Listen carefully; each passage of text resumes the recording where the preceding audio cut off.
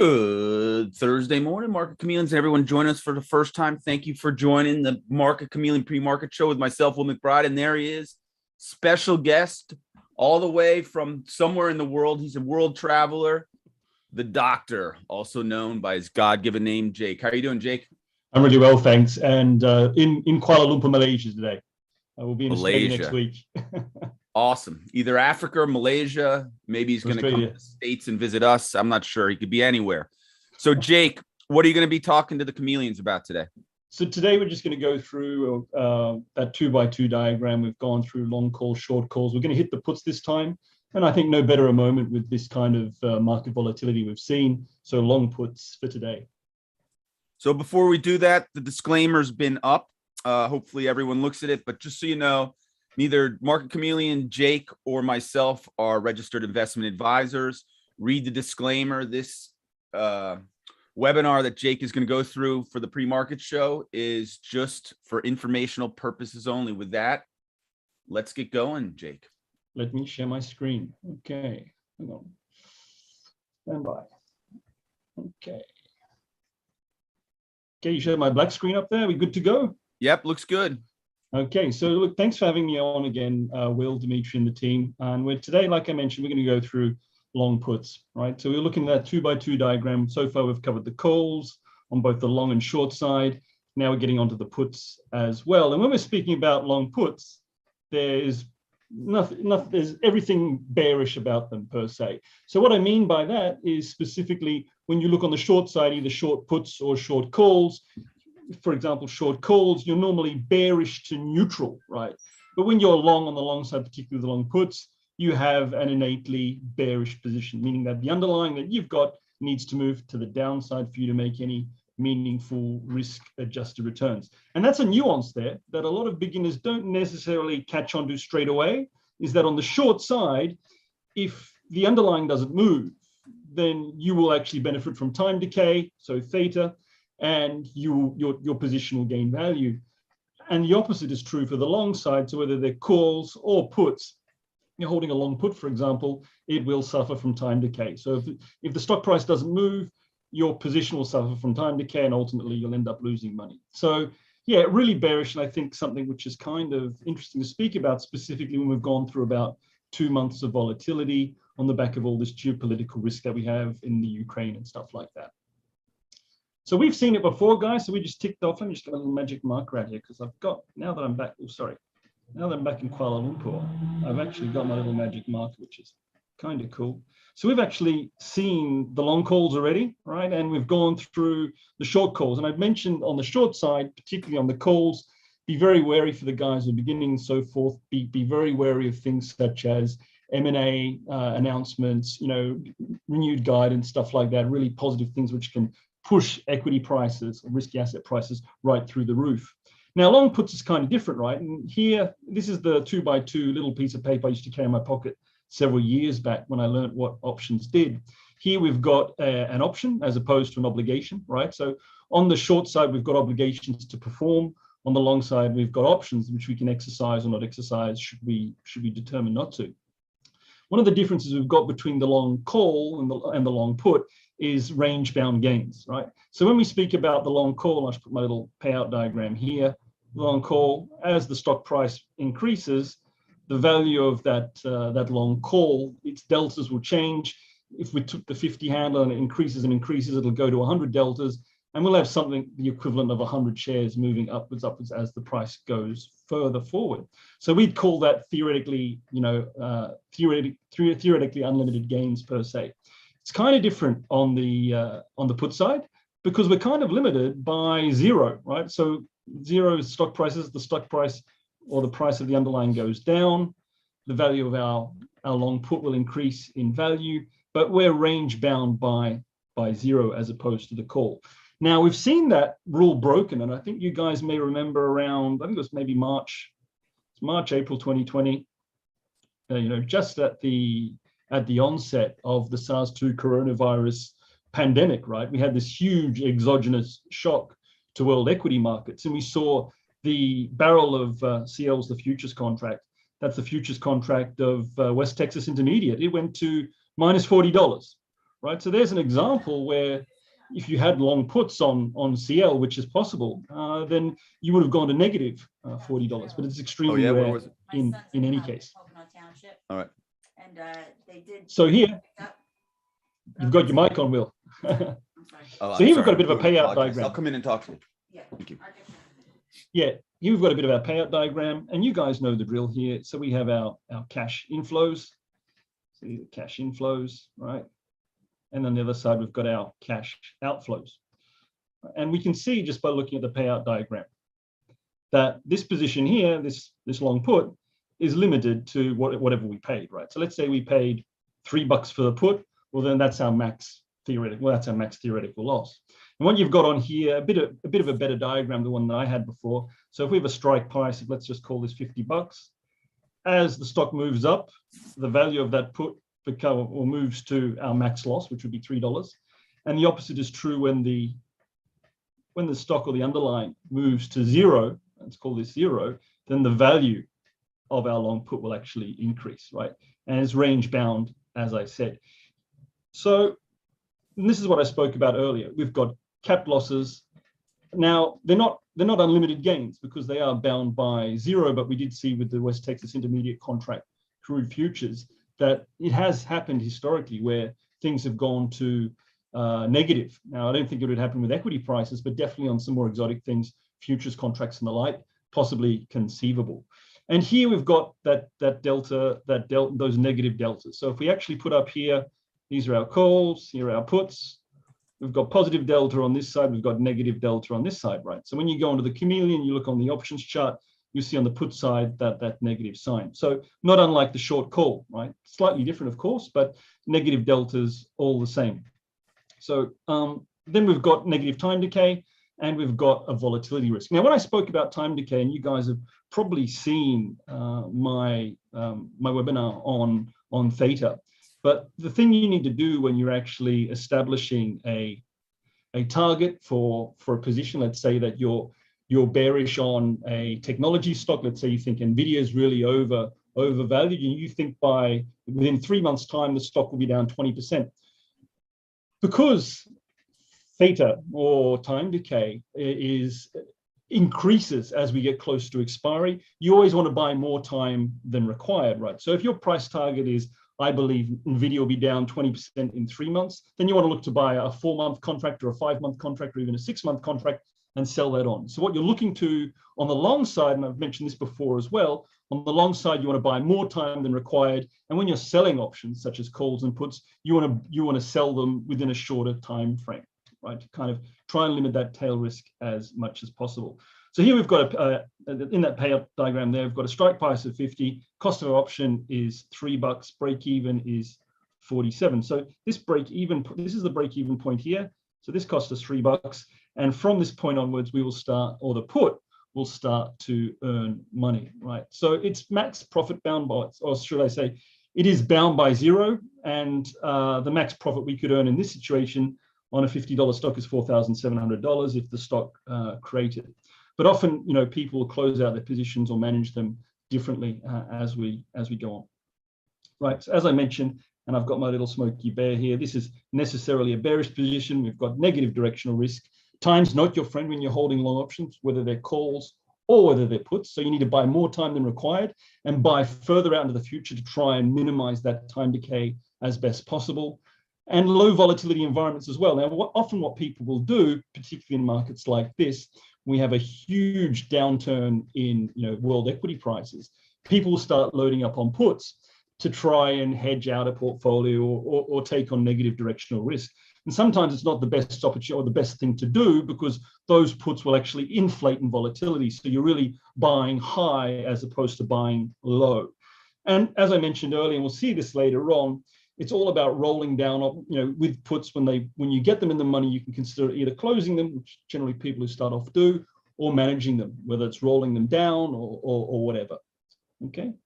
So I think you guys may have seen a while back, we were going to do it on the futures contract, but I chose XLE, which is the ETF for energy, right? And we did this maybe 6 months ago, and we actually did a protective put. And I think XLE is composed of, it's quite, Exxon, Chevron, and the like. And this is really one of the first things you learn when you kind of start off trading options. One of the first things I learned was the protective put, right? So a bit of a combo. And this is all about changing the directional risk of 100 shares, right? So if you're owning 100 shares of Exxon or whichever stock that may be, you're necessarily holding 100 deltas. Now, if you want to hedge out that directional risk, there's many things you can do.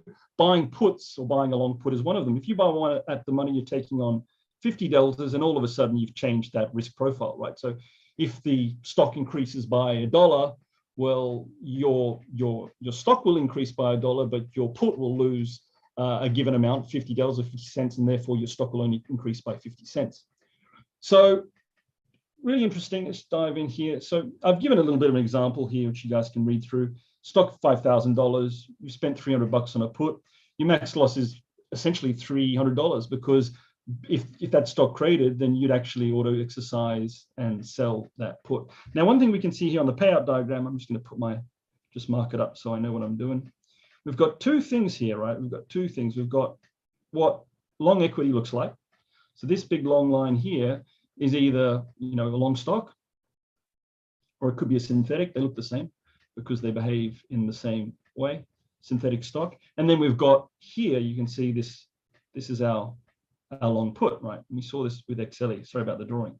And our max loss is capped here, right? So let's call this $3. This is what we paid for the long put. And interestingly here, this is what I was speaking about earlier, as the stock price or the underlying moves, this here moving towards zero, this is zero price, what happens is the stock starts to lose value, right? See, it keeps going down and down and down this way. But at the same time, that long put starts to gain in value. And these two forces kind of offset each other. And what you have is basically a payout profile. I should have used a different color, but it looks like that. I'll just draw it up here again. It essentially looks like that. So if you move all those lines, you've got a payout profile like that. The question for some of the more experienced guys, what's that the equivalent of? And the answer being it's essentially a long call, which is kind of interesting as well, because you think to yourself, okay, well, I've got a protective put here and I could have just bought a long call. And there's a couple of differences or nuances all the same, right? When you're buying a long call, you can essentially develop or engineer the same risk exposure as a protective put, right? Because that long call is limited by its loss. You're long on the call, the max you'll lose is the price of that call. And it can ultimately perform just like 100 shares if it goes deep into the money. Now, the difference or the nuance here is if you're holding 100 shares, you may want to hold 100 shares, right? Because you may want residual ownership of the company.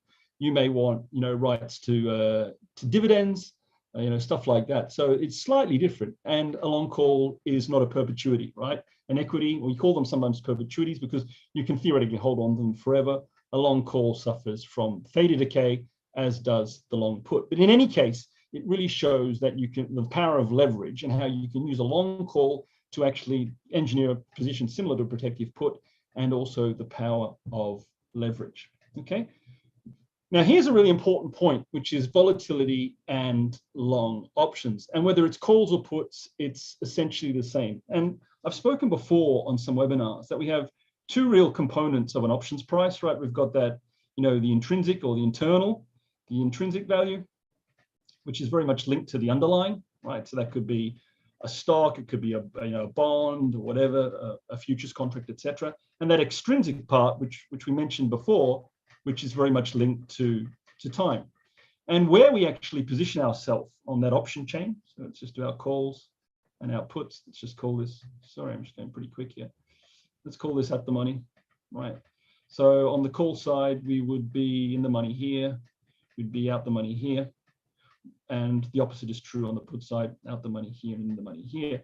Well, where you position yourself, where you buy, that put will actually determine, your exposure, particularly to the extrinsic part of that option. So what I mean by that is the call is a perfect example, but the same is true for a put. But if I'm buying, a call deep out the money with like a 5 delta or like a 2 or a 1 delta, I'm essentially buying time because it really doesn't have much intrinsic value per se. And the same is true for the put. Yeah. Interestingly enough, both of these, the long position has a volatility component in it.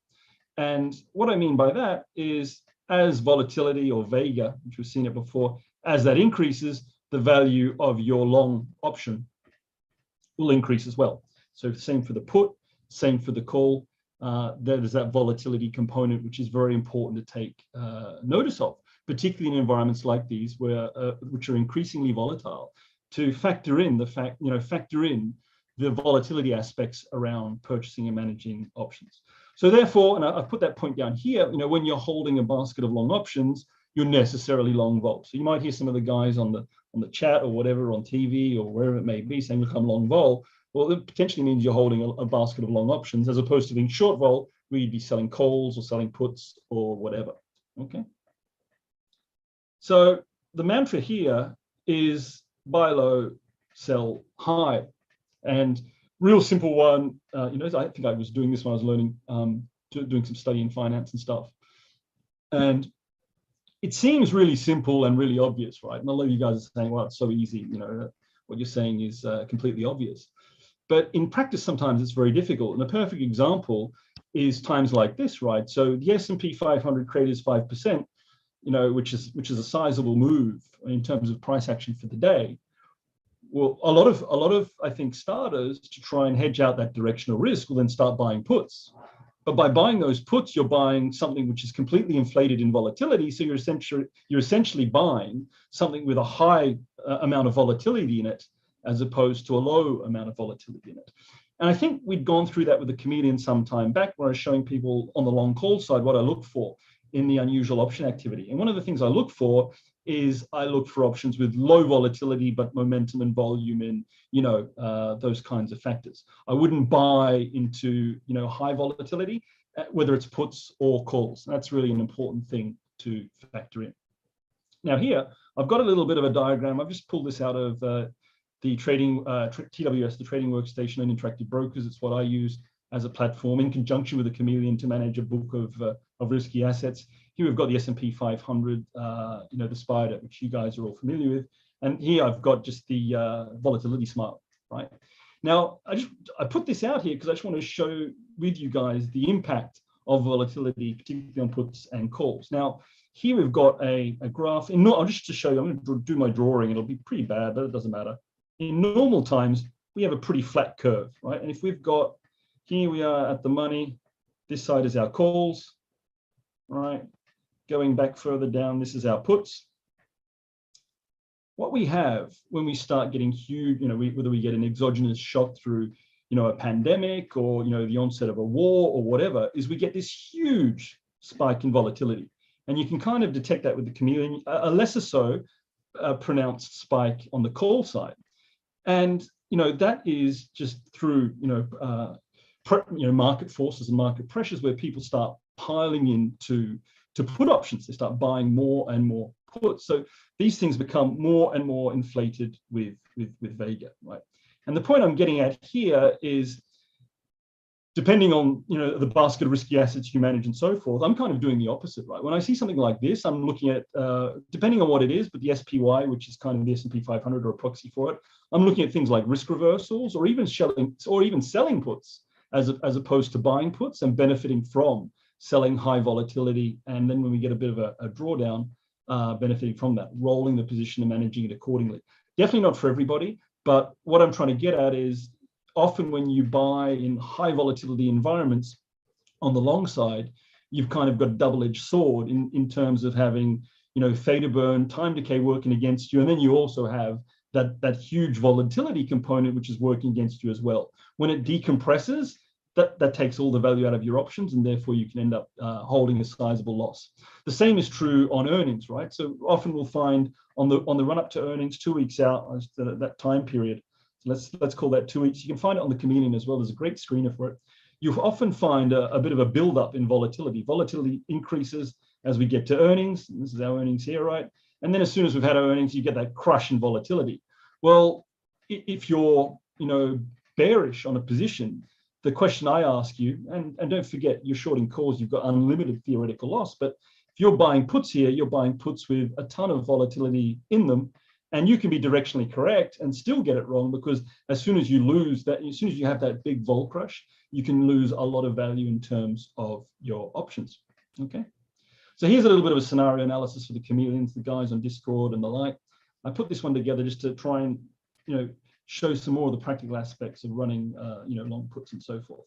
So we've got our little diagram here. This is our little chart. We've got, you guys probably can see it here. We've got United Airlines.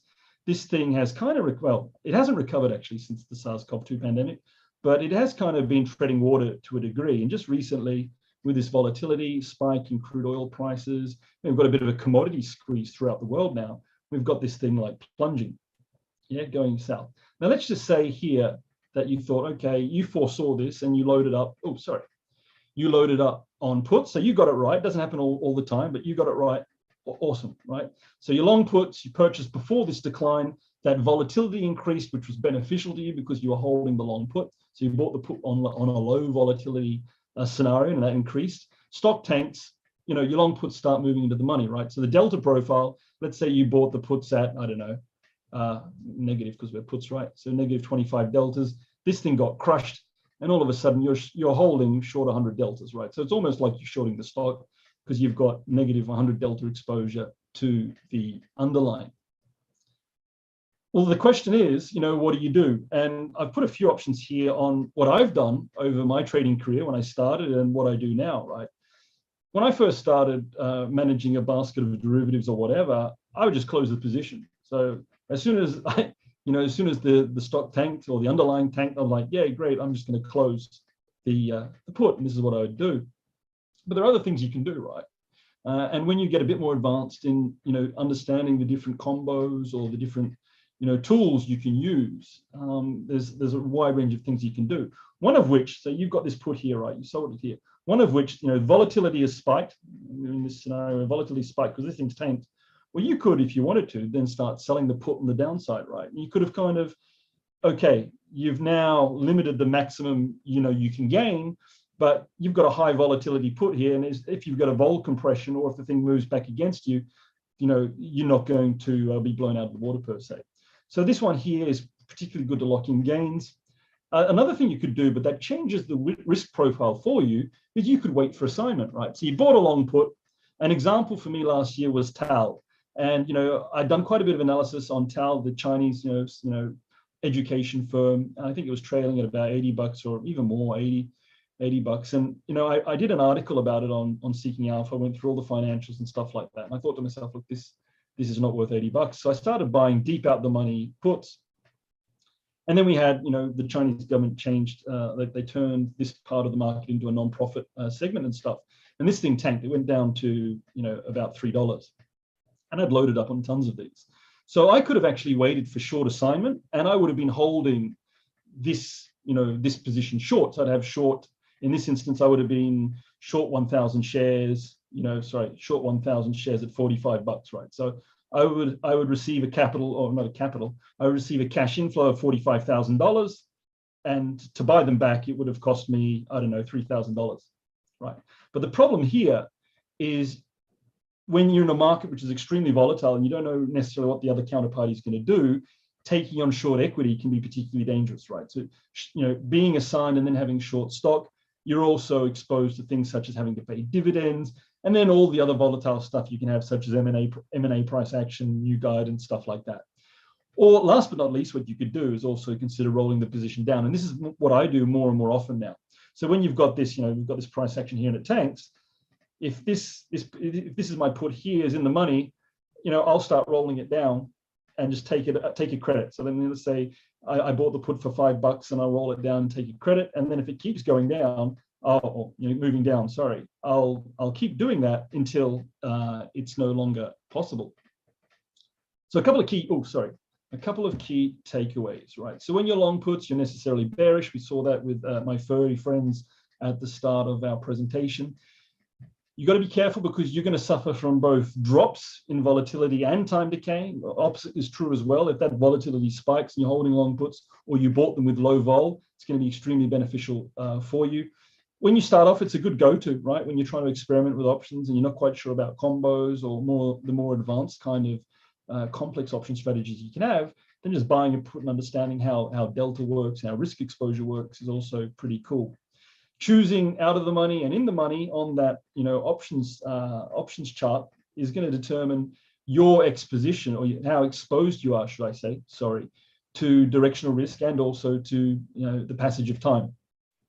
And then not all options are actually, not all puts are positioned to make risk-adjusted returns. And I'll explain this one here because I did it this week.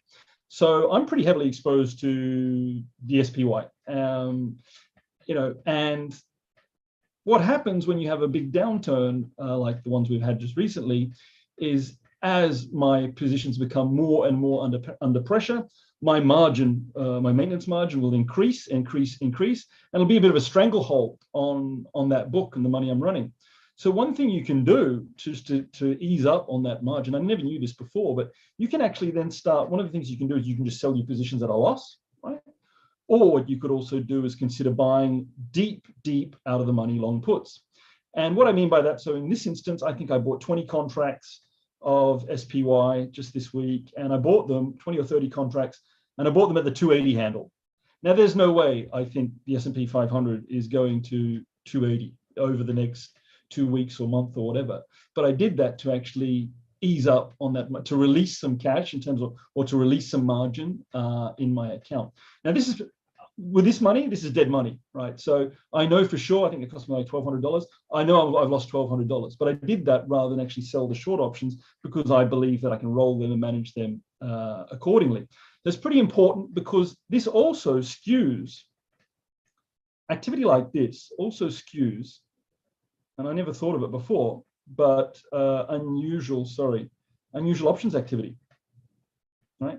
What I mean by that, not me with my 20 contracts, but you take a fund manager taking on 4,000, 5,000, 10,000 contracts because they have the same issue. They're running $300, $400 million worth of book, They can't unwind all those positions like that. So when you have a big downturn, they've got to look at things to offset that directional risk. Normally they'll use the futures market. So they'll sell contracts to offlay beta. Or the other thing they'll do is they'll buy deep out the money options to gain a little bit of headroom or leeway in terms of their margin requirements. Now you need to look out for this particularly because this will actually skew unusual options. So you go into the unusual option screen and you'll think to yourself, okay, look, everyone's buying puts, market must be going down. And that may not be the case. It may actually be because a money manager is using that as a tool to avoid having to sell up on other things or offload other things, which may not be in line with their investment policy statement. So really important one there. When you start off trading options or derivatives, it's very much a game of checkers, right? You one position to the next. I make a profit, I sell. I make a loss, I sell, or whatever. But as you get more and more advanced, and you do it with the tools such as the MarketChameleon platform, you find it's very much more a game of chess. And when something goes for you, you look to manage it and milk it, or if it goes against you, you look at mitigating the losses by using another option or another derivative of some shape or form. So that's pretty much it for today. Really enjoyed it. And that's long puts. We've only got one more to go, short puts. They've done the basics and we can get on to some more interesting stuff, looking at maybe things like synthetics, put call parity, getting a bit more into also, I'd like to go over a bit of the portfolio management aspects to share with you how I manage my basket of risky assets. So that's me for today. Can't wait for that, Jake. So when do you think before you go back to Africa, we'll do the long puts, or you want to wait till you get back? We did the long puts now. I think we'll do the the short puts. Yeah, no worries. So I'd like to do it in Australia. So I'm in Australia next week. So I've actually done like maybe 12,000 kilometers or 8,000 miles in the last week and a half. Wow. I'd like to do one from Australia. The time zone difference is going to be a killer, but then we can actually say we've done it for pretty much everywhere in the world, and hopefully give you guys a bit of a different aspect. And we'll have covered the basics then. And then after that, I would probably like to look at maybe things around portfolio management and or margin, also going through what margin is and how to manage margin, because they're the key things to managing a book that you trade. Perfect. All right. Well, we're well under the open. I have to apologize for having my open mic on and move in. I had real technical issues this morning, so I'm in a different part of my residence. So my wife came in giving me some, and I thought I was muted. So I apologize about that. No worries. No worries. and to the Chameleon, I apologize about that. That's not what typically happens, but it does occasionally when you're doing this from your remote office. Thanks, Jake. Have a great trading day, everybody. And Jake, we'll see you in a couple of weeks from Australia, maybe. Yeah, thank you. Have a great one, guys. See you on the Discord. Bye. Everyone have a great trading day. And Jake did just mention the Discord. I put that into the YouTube chat. It will be also in the comment sections of the YouTube. Anyone who wants to go to the Discord and join Jake, he's opened it up to anyone, and he's always on. And if someone has a question for you, Jake, you do allow him to DM you, correct? Yeah, sure. Just hit me up, have a chat, whatever. I like sharing my experiences, and I like hearing about other experiences from traders as well. It's really cool. Great. Super helpful to everyone, Jake. Thanks. We'll see you soon, buddy. See you later. Bye.